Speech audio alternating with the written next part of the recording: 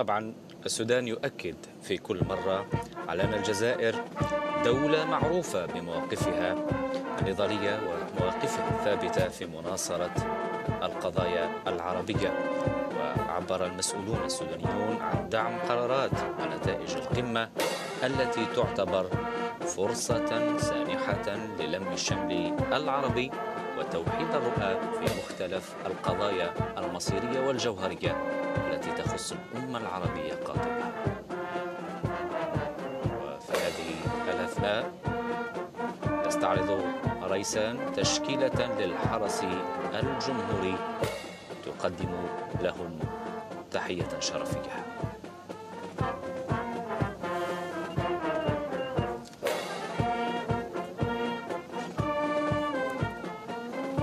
التعاون الاقتصادي بملفات عديدة سيكون على طاولة القادة العرب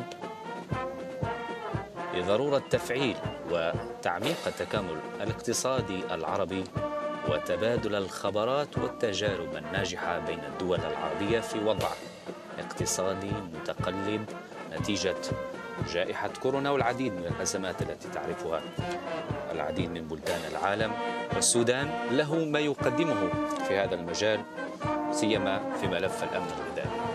نتابع مصافحة الوفود المستقبلة تقدمهم أمين عام جامعة الدول العربية أحمد أبو الغيط ووزير الخارجية عبد الله عمامرة، والرئيس الجزائري يرحب بالوفد المرافق للسيد عبد الفتاح البرهان رئيس مجلس السيادة الانتقالي ضيف القمة العربية وضيف الجزائر للمشاركة في هذه الدورة العادية 31.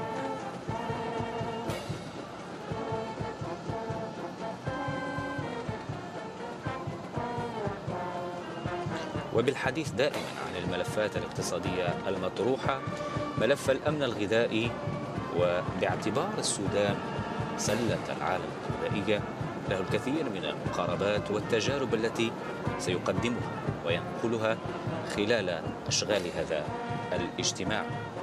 الجزائر بدورها تؤكد على ضرورة تفعيل آليات التعاون الاقتصادي والأجهزة والمؤسسات والمواثيق المنظمة لعمل المجلس الاقتصادي والاجتماعي.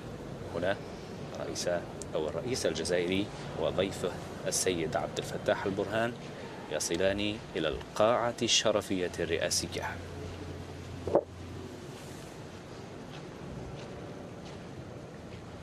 كذلك من بين أهم الآليات التي يعول عليها اليوم لعب دور أكبر في صدد الرقي بالاقتصاد العربي هو تفعيل منطقة التجارة الحرة العربية، والذي يمر وفق المقاربة الجزائرية عبر إزالة المعوقات التي تواجه المبادلات التجارية بالنسبة للدول الأعضاء.